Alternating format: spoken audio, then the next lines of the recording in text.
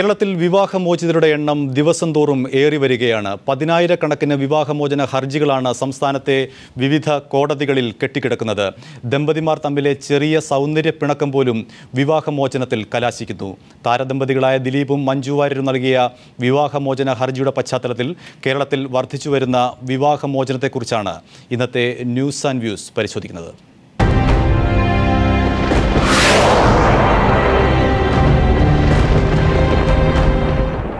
ചർച്ചയ്ക്ക് മുൻപ് ഒരു കാര്യം വിശദീകരിക്കേണ്ടതുണ്ട്. ഈ ചർച്ച മഞ്ജു വാര്യരുടെയോ ദിലീപിൻ്റെയോ സ്വകാര്യ ജീവിതത്തെക്കുറിച്ചുള്ള ചർച്ചയോ കടന്നുകയറ്റമോ അല്ല. ഇരുവരുടെയും സ്വകാര്യതയെ ഞങ്ങൾ അങ്ങേയറ്റം ബഹുമാനിക്കുകയും വിലമതിക്കുകയും ചെയ്യുന്നു. കൂടി വരുന്ന വിവാഹ തകർച്ച ഈ താരദമ്പതികളുടെ വേർപിരിയാനുള്ള തീരുമാനത്തിൻ്റെ പശ്ചാത്തലത്തിൽ ചർച്ച ചെയ്യുക മാത്രമാണ് ഞങ്ങളുടെ ലക്ഷ്യം.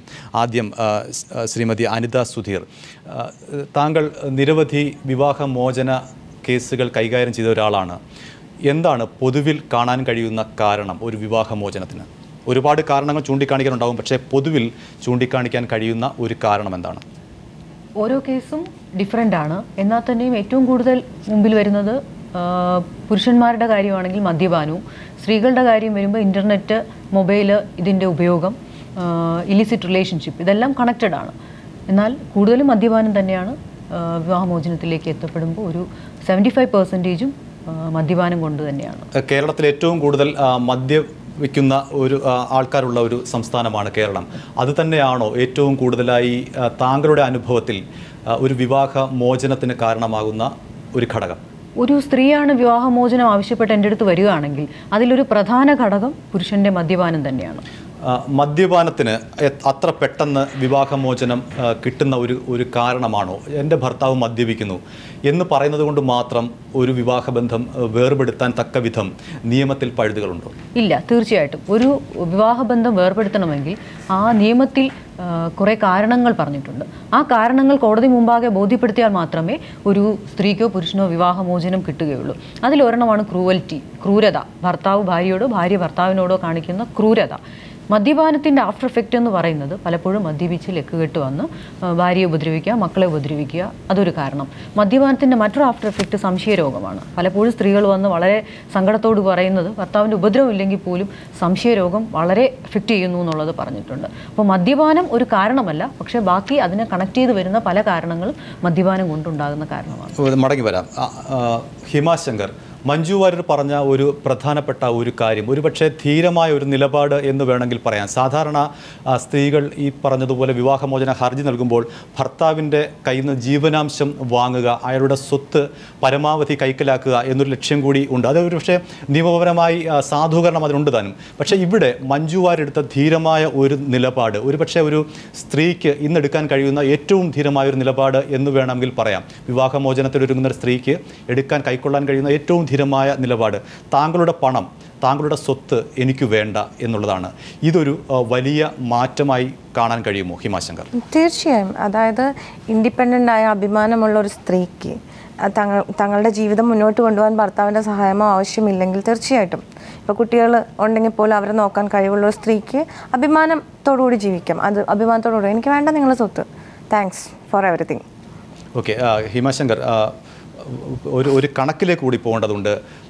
കേരളത്തിൽ വർഷം തോറും രജിസ്റ്റർ ചെയ്യുന്ന വിവാഹമോചന കേസുകളുടെ എണ്ണം അവിശ്വസനീയമായ വിധം വർദ്ധിച്ചു വരികയാണ്. സംസ്ഥാന സർക്കാർ പുറത്തുവിട്ട കണക്കുകൾ ഇനി പറയുന്നു.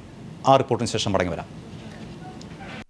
2006-2007 9775 വിവാഹമോചന കേസുകളാണ് രജിസ്റ്റർ ചെയ്തത്.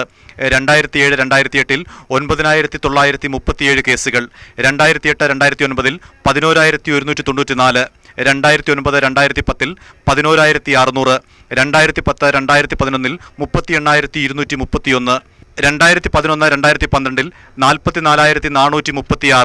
2012-2013 45742 വിവാഹമോചന കേസുകൾ രജിസ്റ്റർ ചെയ്തു. ഇന്ത്യയിലാകെ 23,43,000 വിവാഹമോചിതരായ സ്ത്രീകളുണ്ട് എന്നാണ് ഔദ്യോഗിക കണക്ക്. ഇതിൽ 1,96,000 സ്ത്രീകളും കേരളത്തിലാണ്. വിവാഹമോചനത്തിന്റെ ദേശീയ തലസ്ഥാനം എന്ന വിശേഷണം പോലും കേരളത്തിന് കൈവന്നിരിക്കുന്നു. News desk. 2006-2007 9775 വിവാഹമോചന കേസുകളാണ് രജിസ്റ്റർ ചെയ്തത്. 2007-2008 9937 കേസുകൾ, 2008-2009 11194, 2009 2010 11,600, 2010 2011 38,231, 2011 2012 44,436, 2012 2013 45,742 വിവാഹമോചന കേസുകൾ രജിസ്റ്റർ ചെയ്തു. ഇന്ത്യയിലാകെ 23,43,000 വിവാഹമോചിതരായ സ്ത്രീകളുണ്ട് എന്നാണ് ഔദ്യോഗിക കണക്ക്. ഇതിൽ 1,96,000 സ്ത്രീകളും കേരളത്തിലാണ്. വിവാഹമോചനത്തിന്റെ ദേശീയ തലസ്ഥാനം എന്ന വിശേഷണം പോലും കേരളത്തിന് കൈവന്നിരിക്കുന്നു. News desk. Doctor CJ John, ഇത് ആവർത്തിച്ച് കാണിച്ചത് ഈ കണക്കിൽ തമ്മിലുള്ള അന്തരത്തെക്കുറിച്ച് ഒന്ന് ബോധ്യപ്പെടുത്താൻ വേണ്ടിയാണ്. 2006 2007 9,700 വിവാഹമോചന കേസുകൾ കേരളത്തിൽ രജിസ്റ്റർ ചെയ്യുമ്പോൾ 2012 2013 ഏതാണ്ട് 6 വർഷം കൊണ്ട് അത് 45,700ഓളം വർദ്ധിച്ചു വരുന്നു. എന്താണ് കേരളത്തിലെ ദമ്പതികൾക്കിടയിൽ സംഭവിക്കുന്നത്? Shri CJ John. ഒരു കാര്യം മനസ്സിലാക്കണം, പണ്ടത്തെ പോലെ വിവാഹമോചനം എന്ന് പറഞ്ഞൊരു സങ്കല്പത്തിനോട് ആളുകൾക്കൊരു എന്താ പറയുക, ഒരു മടിയോ അല്ലെങ്കിൽ വിമുഖതയൊന്നുമില്ല. തമ്മിൽ ചേരുന്നില്ലെങ്കിൽ കോടതിയിൽ കേസ് കൊടുക്കുക എന്നുള്ളൊരു നിലപാടിലേക്ക് ആളുകൾ വന്നിട്ടുണ്ട്. അപ്പം വിവാഹമോചനം അല്ലെങ്കിൽ ദാമ്പത്യ തകർച്ച എന്ന് പറയുന്നൊരവസ്ഥ എങ്ങനെ ഉണ്ടാകുന്നു എന്ന് ചോദിക്കുമ്പം കോടതിയിൽ വരുന്ന കേസുകളുടെ ആ ഒരു കാരണങ്ങളല്ല ശരിക്കും ഒരു സമൂഹത്തിലുള്ള കാരണമായിട്ട് നമ്മൾ കാണുന്നത്. സമൂഹത്തെ സംബന്ധിച്ചിടത്തോളം ഇപ്പോൾ കേരളീയ പശ്ചാത്തലത്തിൽ വളരെയധികം അവനവനിസവും അല്ലെങ്കിൽ ഈഗോ കൂടുന്നതുമായിട്ടുള്ള തരത്തിൽ വ്യക്തി കേന്ദ്രീകൃതമായിട്ടുള്ള ഒരു വളർത്തൽ സമ്പ്രദായം വന്നിട്ടുണ്ട്. കാരണം 1-2 കുട്ടികളൊക്കെ ആകുമ്പം അവർക്ക് മറ്റൊരാളുടെ സ്പേസ് മനസ്സിലാക്കാനോ മറ്റൊരാളുടെ വ്യക്തിത്വം ആദരിക്കാനോ മറ്റൊരാളുടെ ആവശ്യങ്ങൾ അംഗീകരിക്കാനോ പറ്റാത്ത വിധത്തിൽ ഉള്ള ഒരു സമീപനം പലപ്പോഴും ദാമ്പത്യത്തിൽ വരാറുണ്ട്. അപ്പം അതുകൊണ്ട് പലർക്കും പൊതുവായിട്ടുള്ളൊരു ഇടം, അതായത് യോജിച്ച ഒരു ഇടം, എല്ലാവരുടെയും വ്യത്യസ്തതകളെ മാനിച്ചുകൊണ്ട് അവർക്ക് സഹവസിക്കാൻ പറ്റുന്ന തരത്തിലുള്ള ഒരു അന്തരീക്ഷം ഉണ്ടാക്കാൻ പലപ്പോഴും പറ്റാതെ വരുന്നു. പലപ്പോഴും ഈ വ്യക്തിബന്ധങ്ങളിലുള്ള ഉരസലുകൾ ആണ് പലപ്പോഴും ദാമ്പത്യ തർക്കങ്ങളിലേക്കും പിന്നീട് വ്യവഹാരത്തിലേക്കും ഒക്കെ പോകുന്ന ഒരു ഘടകം. ഇത് മനഃശാസ്ത്രപരമായിട്ടുള്ള ഒരു ഘടകമാണ്. പിന്നെ മനോരോഗ തലത്തിലുള്ള അവസ്ഥകൾ. ഒരു കാര്യം കൂടെ ഡോക്ടർ ചോദിക്കേണ്ടതുണ്ട്. കാരണം ഈ സിനിമാ മേഖലയിലൊക്കെ ഉള്ള സെലിബ്രിറ്റികൾ ഇക്കാര്യത്തിൽ മുൻകൈ എടുക്കുമ്പോൾ, വേർപിരിഞ്ഞു പോകുമ്പോൾ, പെട്ടെന്ന് അവരുടെ ദാമ്പത്യ ബന്ധം ഒരു കുമിള പോലെ പൊട്ടി ചിതറിപ്പോകുമ്പോൾ അവരെ മാതൃകയാക്കുന്ന ഒരു വലിയ വിഭാഗം സമൂഹത്തിലുണ്ട്. അവർക്കങ്ങനെ ചെയ്യാമെങ്കിൽ ഞങ്ങൾക്കും എന്തുകൊണ്ട് അങ്ങനെ ചെയ്തുകൂടാ എന്ന് ചിന്തിക്കുന്ന ഒരു വിഭാഗം സമൂഹത്തിലുണ്ട്. അവരെ ഇത്തരം വിവാഹമോചനങ്ങൾ, സെലിബ്രിറ്റികളുടെ വിവാഹമോചനങ്ങൾ വലിയൊരു അളവ് വരെ സ്വാധീനിക്കുന്നില്ലേ?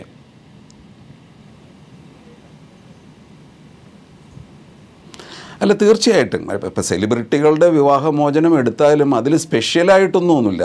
ഒരു സമൂഹത്തിലുണ്ടാകുന്ന അതേ കാരണങ്ങൾ തന്നെയാണ് സെലിബ്രിറ്റികൾ തമ്മിലുള്ള വിവാഹമോചനത്തിലോ ദാമ്പത്യ അസ്വാരസ്യങ്ങളിലോ ഉണ്ടാകുന്നത്. പക്ഷേ ഇതിനൊരുപാട് പ്രചരണം വരുമ്പം അവർ പ്രണയിച്ചു അല്ലെങ്കിൽ അവർ നല്ല ജീവിതം നയിച്ചു എന്ന് നമ്മളെല്ലാം ധരിച്ചു, പിന്നീട് അവർ തമ്മിൽ വേർപിരിയുന്നു എന്നുള്ളതൊക്കെ വളരെയധികം ചർച്ച ചെയ്യപ്പെടുമ്പം സ്വാഭാവികമായിട്ടും വിവാഹ വേർപിരിയൽ എന്ന് പറയുന്നത് ഒരു വലിയ കാര്യമൊന്നും അല്ല എന്നുള്ളൊരു ചിന്താഗതി യുവതലമുറയുടെ ഇടയിലേക്ക് വരാം. ആ രീതിയിൽ ആ തരത്തിലുള്ളൊരു മാതൃകയും ചിലപ്പോൾ ഇത്തരം വാർത്തകൾ സൃഷ്ടിച്ചു എന്ന് വരും. പക്ഷെ അതിന് അവർ ഉത്തരവാദികളല്ലല്ലോ. കാരണം ഇത്തരം വാർത്തകൾ ഉൾക്കൊള്ളുന്ന ഒരു സമൂഹമാണ് അതിന് ഉത്തരവാദിയാകുന്നത്. തീർച്ചയായിട്ടും. സിനിമാ രംഗത്ത് വിവാഹവും വിവാഹമോചനവും എന്നും വാർത്തകൾ സൃഷ്ടിച്ചിട്ടുണ്ട്. മലയാള സിനിമാ രംഗത്തെ വിവാഹവും വിവാഹമോചനവും എന്നും വാർത്തയിൽ നിറഞ്ഞു നിന്നിരുന്നു. ആദ്യകാല നായികമാരായ ജയഭാരതി, ഷീല, ലക്ഷ്മി തുടങ്ങിയവരുടെ വിവാഹവും വിവാഹ തകർച്ചയും പഴയ തലമുറയുടെ ഓർമ്മയും ഇന്നത്തെ ചരിത്രവുമാണ് അതൊക്കെ. ജയഭാരതി സത്താറിൽ നിന്നും, ഷീല രവിചന്ദ്രനിൽ നിന്നും, ലക്ഷ്മി മോഹൻ ശർമ്മയിൽ നിന്നും, ശ്രീവിദ്യ ജോർജിൽ നിന്നും വിവാഹമോചനം നേടിയിട്ടുണ്ട്. കവിയൂർ പൊന്നമ്മ മണിസ്വാമിയിൽ നിന്നും, മല്ലിക സുകുമാരൻ, ജഗതി ശ്രീകുമാറിൽ നിന്നും വിവാഹമോചനം നേടിയവരാണ്. മലയാള സിനിമാ രംഗത്തെ പ്രമുഖരുടെ വിവാഹമോചനത്തെക്കുറിച്ചുള്ള ഒരു റിപ്പോർട്ട് കണ്ടതിന് ശേഷം ചർച്ചയിലേക്ക് മടങ്ങി വരാം. നടി രേവതിയും സംവിധായകൻ സുരേഷ് മേനോനും തമ്മിലുള്ള ദാമ്പത്യം വിവാഹമോചനത്തിൽ കലാശിച്ചു. രോഹിണിയും രഘുവരനും, അംബികയും രവികാന്തും, സുകന്യയും ശ്രീധരയും, മീനയും വിദ്യാസാഗറും, ഗൗതമിയും സന്ദീപ് ഭാട്ടിയയും, മോഹിനിയും ഭരതും, ഭാനുപ്രിയയും ആദർശും, ശങ്കറും രൂപയും, മീര വാസുദേവും വിശാലും വിവാഹബന്ധം വേർപെടുത്തിയവരാണ്. പുതുതലമുറയിലാകട്ടെ കാവ്യ മാധവൻ വിശാൽ, മമത മോഹൻദാസ്, പ്രജിത് പത്മനാഭൻ, ജ്യോതിർമയി നിഷാന്ത്, സിദ്ധാർത്ഥ് ഭരതൻ, അഞ്ജു എം ദാസ് എന്നിവർ വേർപിരിഞ്ഞു. മലയാള സിനിമയിൽ ഇപ്പോഴും സജീവ സാന്നിധ്യമായ ഗണേഷ് കുമാർ, സായികുമാർ, മനോജ് കെ ജയൻ എന്നിവരും വിവാഹബന്ധം വേർപെടുത്തിയവരാണ്. ഉർവശിയും മനോജ് കെ ജയനും, ഗണേഷ് കുമാറും യാമിനി തങ്കച്ചിയും, സായികുമാറും പ്രസന്നകുമാരിയും വേർപിരിഞ്ഞത് അടുത്തിടെയാണ്. ഏറ്റവും ഒടുവിലായി ദിലീപും മഞ്ജു വാര്യരും പിരിയാനൊരുങ്ങുന്നു. അപൂർണമാണ് ഈ പട്ടിക. ക്യാമറയ്ക്ക് മുന്നിലും പിന്നിലുമായി വിവാഹമോചനം നേടിയവരുടെ പട്ടിക അനന്തമായി നീളുകയാണ്. News desk. ഹിമാശങ്കർ, എപ്പോഴും ഈ തിയേറ്റർ ആദ്യകാലമൊക്കെ നാടക നടിയുമായി ബന്ധപ്പെട്ടായിരുന്നു ഗോസിപ്പുകളും ഒക്കെ വന്നിരുന്നത്. പിന്നീടത് സിനിമാക്കാരിലേക്കായി, സിനിമയിൽ അഭിനയിക്കുന്നവർ മോശക്കാരാണ് എന്നുള്ള നിലയിലേക്കായി. പിന്നീടത് സീരിയലിൽ അഭിനയിക്കുന്ന നടിമാർ മുഴുവൻ മോശക്കാരാണെന്ന നിലയിലേക്ക് വന്നു. പിന്നീട് അത് ആൽബത്തിൽ അഭിനയിക്കുന്നവരൊക്കെ മോശക്കാരാണ് എന്നുള്ള നിലയിലേക്ക് വന്നു. ഇങ്ങനെ കാലം മാറുന്നതനുസരിച്ച്, കലാരൂപം മാറുന്നതനുസരിച്ച് അതിൽ പ്രത്യക്ഷപ്പെടുന്ന, അതിൽ പങ്കാളികളാവുന്ന സ്ത്രീകളെക്കുറിച്ച് സമൂഹത്തിൽ വളരെ മോശമായ അഭിപ്രായമാണ് പ്രചരിക്കുന്നത് കാലാകാലങ്ങളായി. ഹിമ ഒരു നാടക പ്രവർത്തക കൂടിയാണ്. ഒരുപാട് ആക്ഷേപങ്ങളും ഏറ്റുവാങ്ങിയിട്ടുണ്ട്. എന്തു തോന്നുന്നു, ഒരു സ്വതന്ത്രയായ ഒരു സ്ത്രീ സമൂഹത്തിൽ അവരുടെ ആവിഷ്കാര സ്വാതന്ത്ര്യത്തിലേക്ക് എടുത്തു ചാടുമ്പോൾ സമൂഹത്തിൽ നിന്ന് വരുന്ന ഇത്തരം പിന്നോട്ടടിയെ എങ്ങനെയാണ് കാണുന്നത്? അത് കുറച്ച് ബുദ്ധിമുട്ടാണ്. കാരണം ആദ്യമൊക്കെ നമ്മൾ മാനസികമായി തളർത്തുന്ന രീതിയിൽ ഒരുപാട് കാര്യങ്ങൾ നമ്മളോട് പറയും, സംസാരിക്കും, വീട്ടുകാർ, നാട്ടുകാരെല്ലാവരും. പക്ഷേ ഒരു സമയം കഴിയുമ്പോൾ നമ്മളതിന് ബോൾഡാണെന്ന് കണ്ടാൽ ഏത് സമയത്തും നമ്മൾ അവരുടെ അഭിപ്രായം മാറാതിരിക്കാം. പക്ഷേ ഇതൊന്നും നമ്മളെ തടയുന്നതിനുള്ള മാർഗമായിട്ട് സ്ത്രീകൾ വിചാരിക്കാതിരുന്നാൽ ഇവരാരും നമ്മുടെ മുന്നിൽ വരില്ല. പക്ഷെ ഇത് മാനസികമായ ഒരു തളർത്തലായിട്ട് എപ്പോഴും നമ്മുടെ മുന്നിലേക്ക് വരാറുണ്ട്. അതിനെങ്ങനെയാണ് സാധാരണ അതിജീവിക്കാറുള്ളത്? സാധാരണ ഞാൻ മൈൻഡ് ചെയ്യാറില്ല. ഹിമയുടെ കാര്യമല്ല, സാധാരണ നിങ്ങളുടെ പൊതുവേ അല്ല, ഭയങ്കര ബുദ്ധിമുട്ടാണ്. കാരണം പല ഒരു ഗ്യാങ്ങിൻ്റെ ഒക്കെ ഇതിൽ പെട്ടുപോകും. ഇവർ നല്ലത് പറയുന്നു, അപ്പോൾ നമ്മൾ ഇവരുടെ കൂടെ കൂടും. പക്ഷെ അത് നല്ലത് പറയുന്നതിന് എന്തിനാണ് നമ്മുടെ അടുത്തേക്ക് നല്ലത് പറഞ്ഞെടുക്കുന്നതെന്ന് പോലും നമുക്ക് ചില സമയത്ത് പറയാൻ പറ്റില്ല. പക്ഷെ പൊതുവേ ഇങ്ങനെ ഒരു ആറ്റിറ്റ്യൂഡ് കേരളത്തിലുണ്ട്, സ്ത്രീകൾക്ക് നേരെ ഉണ്ട്.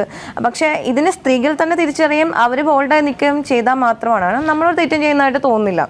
നമ്മൾ ബോൾഡായി നിൽക്കുക, ഒരു ആർട്ടിസ്റ്റ് ആവാൻ വേണ്ടി കൃത്യമായിട്ട് അഭിപ്രായത്തോടുകൂടി പോകുന്നു. അതൊരു മോശം കാര്യമല്ല എന്ന് നമുക്കാദ്യം ബോധ്യം വേണം.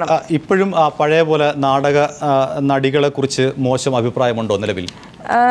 ഇല്ല, പറയാറൊക്കെ ഉണ്ട്. കാരണം നാടകത്തിനൊക്കെ പോകുന്നു, നാടകം പഠിക്കാൻ തീരുമാനിക്കുന്നു, അതൊക്കെ പറഞ്ഞിട്ടുണ്ട്, ഇഷ്ടം പോലെ പറഞ്ഞിട്ടുണ്ട്. പക്ഷെ അതൊന്നും ഞാൻ മൈൻഡ് ചെയ്തിട്ടില്ല. കാരണം നമ്മൾ എന്താണെന്ന് നമുക്ക് കൃത്യമായിട്ട് അറിയാം. അതുകൊണ്ട് തന്നെ ഒരു തരത്തിലും എന്നെ സംബന്ധിച്ചിടത്തോളം അത് ബാധിച്ചില്ല. പക്ഷെ ഞാൻ ആലോചിക്കാറുണ്ട്, ഞാൻ ഇത്രയും ബോൾഡ് ആയതുകൊണ്ടാണ്. പക്ഷെ സാധാരണ ഒരു കുട്ടിക്കാണ് ഇങ്ങനെ ഒരു ആഗ്രഹം ഉണ്ടായെങ്കിൽ, പക്ഷേ അവിടെയാണ് പ്രശ്നം വരുന്നത്. ഇപ്പോൾ ഹിമ ഭാവിയിൽ കല്യാണം കഴിക്കാൻ തീരുമാനിക്കുന്നു.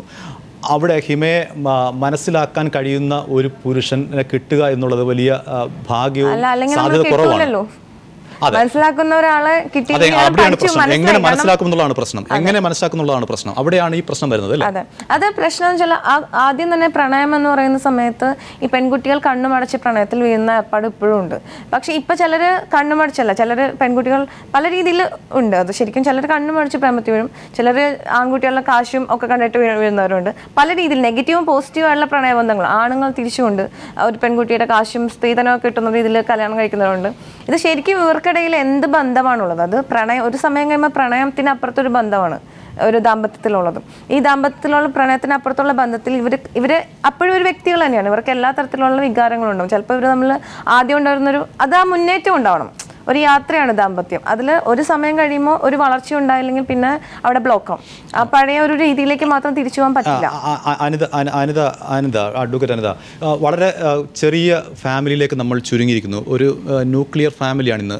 2 കുട്ടികളോ അല്ലെങ്കിൽ ഒരു കുട്ടികളൊക്കെ ഉള്ള ഫാമിലിയാണ്. അവർക്കിടയിൽ ഉണ്ടാകുന്ന ചെറിയ വഴക്കുകൾ പോലും വലിയ പൊട്ടിത്തെറിയായി മാറുന്നു. ഇതിൻ്റെ ഇടയ്ക്ക് നിന്ന് പരിഹരിക്കാൻ ഒരാളുമില്ല.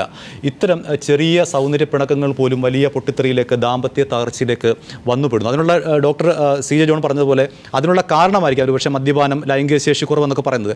അതിലൊക്കെ അപ്പുറത്തേക്ക് ഇവർ തമ്മിൽ മാത്രം അറിയാവുന്ന ചില പ്രശ്നങ്ങളാണ് ഈ കുടുംബക്കോടതിയിൽ നിയമത്തിൻ്റെ വശം മാത്രം നോക്കി വരുന്നത്. യഥാർത്ഥത്തിൽ ഇതിൽ മറഞ്ഞിരിക്കുന്ന പ്രശ്നങ്ങൾ എന്താവാം എന്നാണ് താങ്കളുടെ അനുഭവത്തിൽ നിന്ന് തോന്നുന്നത്? ആദ്യം പറഞ്ഞ ഒരു കാര്യം അണുകുടുംബം എന്ന് പറഞ്ഞു.